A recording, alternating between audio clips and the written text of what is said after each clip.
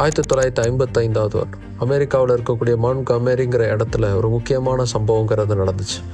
அந்த காலகட்டத்தில் அமெரிக்காவில் இருக்கக்கூடிய பேருந்துகளில் 2 வகையான பிரிவுகள்ங்கிறது இருக்கும். ஒன்று வெள்ளையின மக்கள் உட்கார்றது, இன்னொன்று கருப்பின மக்கள் உட்கார்றது. அப்படி கருப்பின மக்கள் உட்காரக்கூடிய இடத்துல தான் ரோசா பார்க்ஸ் உட்கார்ந்து அன்னைக்கு பயணம் செஞ்சுக்கிட்டு இருந்தாங்க.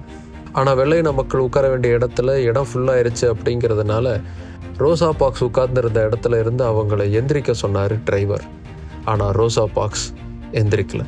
இது என்னுடைய சீட்டு, நான் எந்திரிக்க மாட்டேன் அப்படின்னு சொன்னாங்க. அதுக்காக அவங்க கைது செய்யப்பட்டு $10 ஃபைன் கொடுக்கப்பட்டாங்க. ஒரு சின்ன தீப்பொறியாக நிகழ்ந்த அந்த சம்பவம் ஒரு பெரும் புரட்சி தீயை உருவாக்குச்சு. மான்ட்கோமெரியில் இருக்கக்கூடிய பேருந்துகளை 70% பயன்படுத்தக்கூடியவங்க கருப்பின மக்கள் தான்.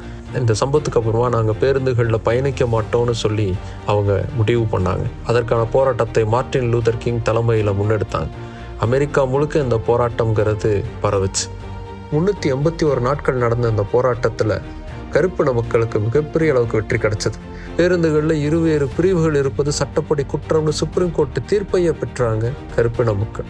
கருப்பின மக்களின் உரிமை போராட்டத்தில் மிக முக்கியமான மைல்கல் இந்த பேருந்து போராட்டம். மனிதன் எந்த நேரத்தில் இருந்தாலும் சரி, சக மனிதனை மனிதனாய் மதிக்க வேண்டும் என்ற அடிப்படை உரிமையை நிலைநாட்ட ரோசா பார்க்ஸ் தன்னுடைய பேருந்து இருக்கையை தர மறுத்த தினம் இன்று.